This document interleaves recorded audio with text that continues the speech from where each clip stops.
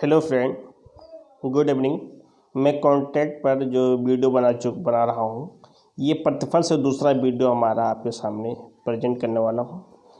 और मैं आप लोगों को ये बताने वाला हूँ कि ये खासकर उन बच्चों के लिए जो जुडिशल एग्ज़ाम की तैयारी करते हैं, एलएलबी पेपर देने वाले बच्चों के जो एलएलबी की तैयारी करने वाले हैं, उनके लिए बहुत ही इम्पोर्टेंट ये टॉपिक है। दोस्तों, मैं ज़्यादा समय नहीं लेते हुए मैं अपने टॉपिक पे बात करता हूँ। ये टॉपिक है भूमि पर प्रभारित परिसंविदा। ये क्या टॉपिक है? भूमि पर प्रभारित परिसंविदा। संविदा में संसर्ग का सिद्धांत जमीन के साथ चलने वाली परिसंविदा भी बदल जा सकता है। जब कोई व्यक्ति जानबूझकर जमीन खरीदता है, जो जमीन या भूमि स्वामी कुछ कर्तव्य लाती है, तो ऐसे कर्तव्य को बाध्य हो जाएगा, चाहे वो संविदा का पक्षकार रहा हो, पक्षकार न रहा हो। यानी कहने का तात्पर्य यही है कि संसर्ग का सिद्धांत कहा जाता है जमीन के साथ चलने वाली, जो ज़मीन के साथ है वो चलने वाली परिसंविदा जो है क्या होता है, बदला जा सकता है। क्या बदला जा सकता है? यहाँ देखिए, आपको ध्यान देने योग्य है। बदला जा सकता है जब कोई व्यक्ति जानबूझकर खरीदता है, यानी कोई व्यक्ति जो है जानबूझकर खरीदता है, जो जमीन या भूमि स्वामी पर कुछ कर्तव्य लाती है। जो ज़मीन है और उसका जो लैंडलॉर्ड है, उस पर क्या है, कुछ ड्यूटी जो है और ड्यूटी हैं जो बाध्य हो जाता है, चाहे वो संविदा का क्या हो, पक्षकार न रहा हो। ठीक, इसे कहा जाता है संसर्ग का सिद्धांत। तीसरा कहता है कुछ कर चुका है या करने से प्रवृत्त रहा है, यानी कुछ कर चुका है या करने से प्रवृत्त रहा है। अंगल विधि का ये बहुत पुराना सिद्धांत चला आ रहा है कि प्रतिफल संविदा के समकालीन होना चाहिए। प्रतिफल कैसा होना चाहिए? जो संविदा के समकालीन होना चाहिए। प्रतिफल वचन कबूल और इसलिए वचन के बदले उसे प्राप्त करने के लिए दिया जाना चाहिए। यदि कार्य वचन से पहले किया जा चुका है तो वो पूर्वकालिक प्रतिफल कहते हैं। यानी क्या कहने का तात्पर्य है, यदि कार्य पहले से ही किया जा चुका है, अगर कार्य जब पहले से किया जा चुका है तो उसे क्या कहा जाता है, पूर्वकालिक प्रतिफल कहते हैं। अर्थात जो है, जो कार्य किया जा चुका है, यानी जो कार्य है वो क्या है, कर चुका, ये किया जा चुका है, उसे निष्पादित प्रतिफल कहते हैं। क्या कहते हैं? निष्पादित प्रतिफल कहते हैं। अब अंगल विधि के अनुसार ऐसी प्रतिफल पर्याप्त नहीं माना जाता है। जो अंगल विधि है, इंग्लिश लॉ के अकॉर्डिंग जो है, ऐसा कंसिडरेशन जो पर्याप्त नहीं माना जाता है। अब उदाहरण के लिए, जैसे ए का पर्स खो गया है और बी उसे खोजकर ए को दे देता है। ए का पर्स खो गया है और बी को मिलता है, वो खोज कर आके ए को दे देता है। ए पर्सन होकर कुछ पैसे भी देने का वचन देता है। ये पर्याप्त प्रतिफल नहीं है, क्योंकि वचन से पहले कार्य किया जा चुका है। अगर बाद में प्रॉमिस करता है तो ये पर्याप्त प्रतिफल नहीं है। ये उसका उदाहरण है। भारत में न्यायालय में अंगल विधि के सिद्धांतों को मानना आवश्यक नहीं। जो भारत के न्यायालयों में जो है अंगल विधि के सिद्धांत को मानना आवश्यक नहीं। पूर्वकालिक प्रतिफल दो प्रकार का हो सकता है। अब वो दो प्रकार का हो सकता है। पहला, पूर्वकालिक स्वैच्छिक सेवा और प्रार्थना पर किया गया कार्य। अब पूर्वकालिक स्वैच्छिक सेवा और प्रार्थना पर किया गया कार्य। पूर्वकालिक स्वैच्छिक सेवा संविदा अधिनियम के धारा 25(2) के अनुसार, यानी 25 और सब रूल 2 के अनुसार, पूर्वकालिक स्वैच्छिक सेवा से तात्पर्य किसी ऐसे वचन से है जिसमें किसी ऐसे व्यक्ति को पूर्णता या भागता प्रतिफल देने का वचन हो। यानी पूर्णता भागता जो है, ऐसी कोई सेवा हो जो प्रतिफल देने का वचन हो, जिसने वचनदाता के लिए स्वेच्छा से पहले कोई बात कर दी हो। जिसने वचनदाता ने स्वेच्छा से कोई बात कर दी हो, अथवा ऐसी कोई बात कर दी हो जिसे वचनदाता वैध रूप से विवश किए जाने का दायित्व था। अर्थात पूर्वकालिक स्वैच्छिक सेवा से तात्पर्य ऐसी सेवा से जो बिना प्रार्थना की गई हो, जिसके लिए बाद में वचन दिया गया हो। अर्थात जैसे ए बी को डूबने से बचाता है, बी उसे इनाम देने का वचन देता है, ये वचन परिवर्तनीय माना गया है। ठीक। प्रार्थना पर किया गया कार्य, प्रार्थना पर की गई सेवा के बारे में मतभेद हो सकता है। क्या है? सेवा के बारे में मतभेद हो सकता है, क्योंकि ऐसी सेवाएं पूरी तौर पर संविदा अधिनियम धारा 2D अथवा 25(2) के अंतर्गत नहीं आती हैं। यानी संविदा अधिनियम की धारा जो है 2D और 25(2) के अंतर्गत जो है नहीं आता है। लेकिन कार्य वचनदाता की वांछा पर की गई हो तो उसमें प्रतिफल माना जाएगा। अगर कार्य जो है एक्ट जो है वचनदाता की वांछा पर की गई है तो क्या है, उसे प्रतिफल माना जाएगा। एक केस था अपट्रान रूरल डिस्ट्रिक्ट काउंसिल बनाम पावेल के वाद में पतवादी के खेत में क्या है, आग लग गई। उसने अपट्रान पुलिस को टेलीफोन किया और अग्नि नियंत्रक दस्ता भेजने को कहा। पुलिस ने अपट्रान फायर ब्रिगेड को भेजा और उसने आकर आग बुझा दिया। तत्पश्चात मालूम हुआ कि पतवादी के खेत अपट्रान पुलिस क्षेत्र में था, परंतु अपट्रान फायर ब्रिगेड के क्षेत्र में नहीं था। अपट्रान जो है फायर ब्रिगेड के क्षेत्र में नहीं था।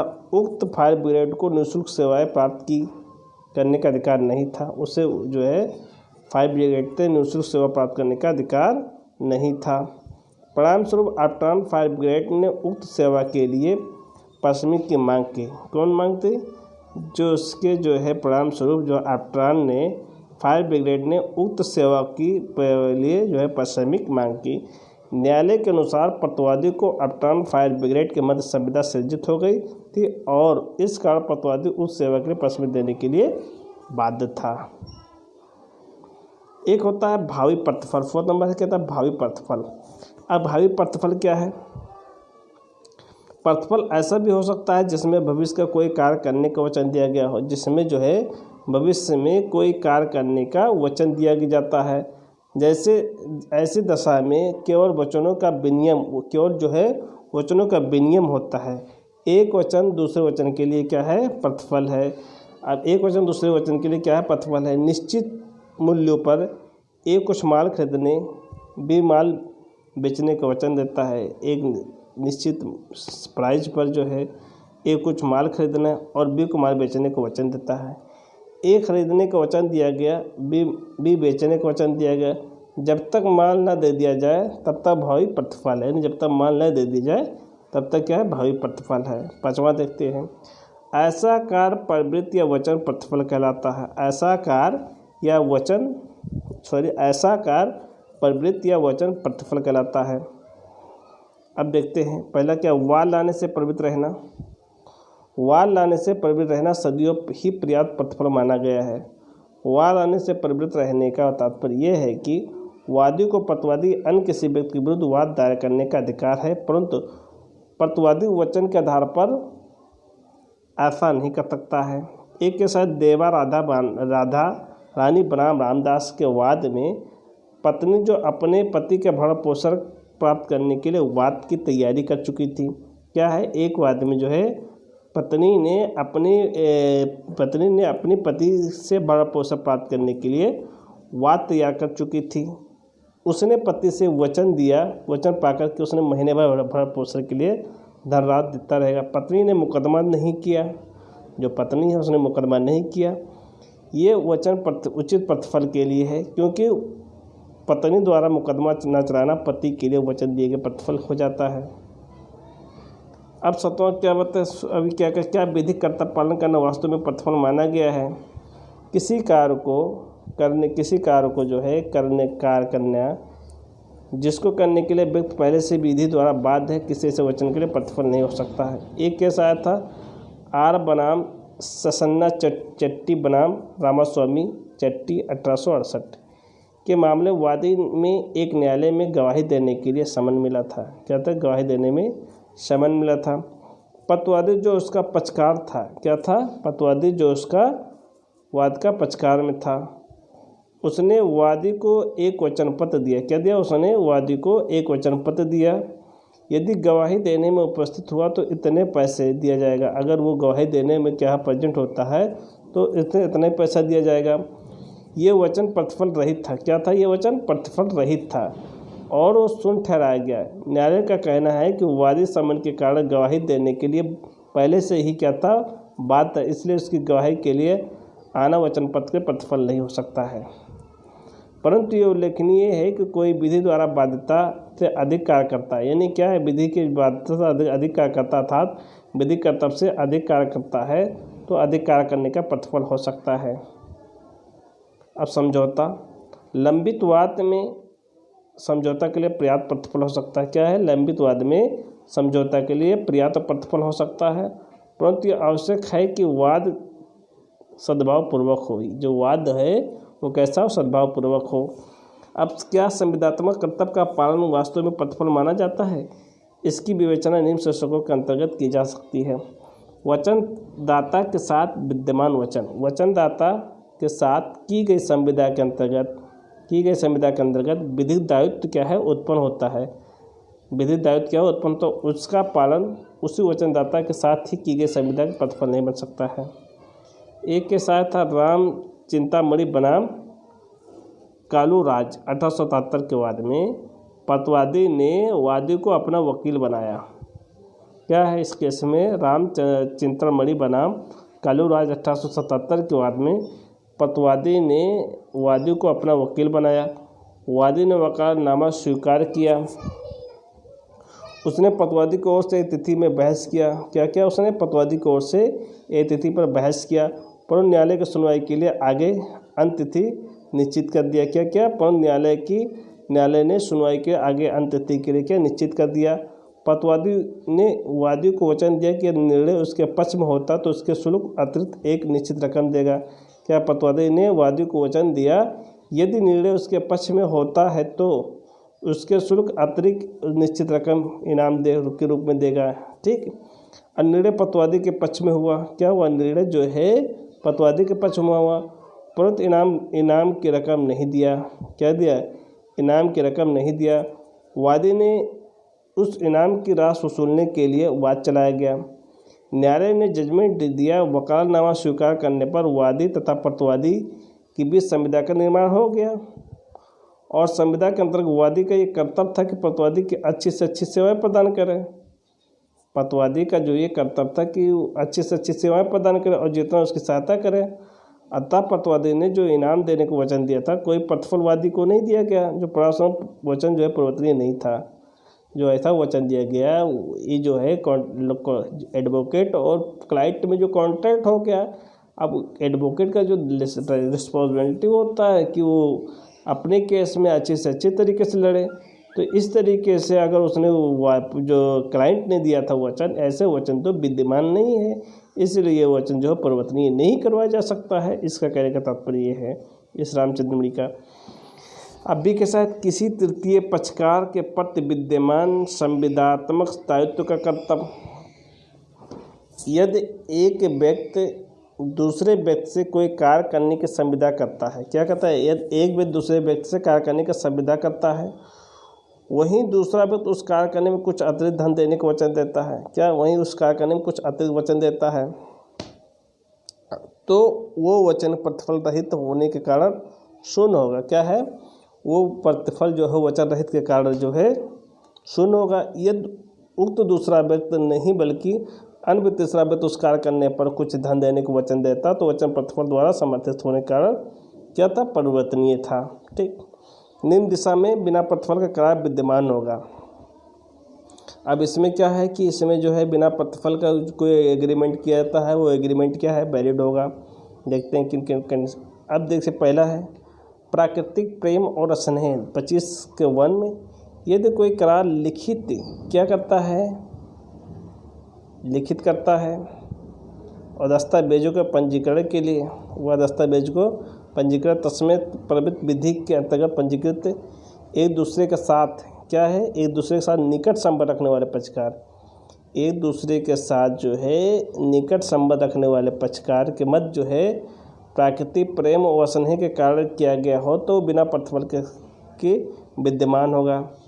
इसके अंतर्गत जो है बिना प्रतिफल के करार तभी विद्यमान होगा जब निम्न शर्तों को पूरा करता हो। अब निम्न शर्तों को क्या हो, पहला का करार जो है निकट संबंध रहने वाले पक्षकारों के मध्य होना चाहिए। निकट संबंध के अंतर्गत रक्त संबंध व विवाह के द्वारा ही स्थापित संबंध से सम्मिलित है।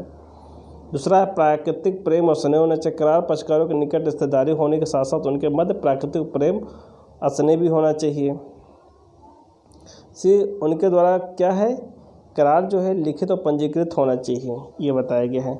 दूसरी बात का स्वेच्छा से की गई भूतपूर्व सेवा के लिए प्रतिकर देने का वचन, इसकी चर्चा ऊपर की जा चुकी है।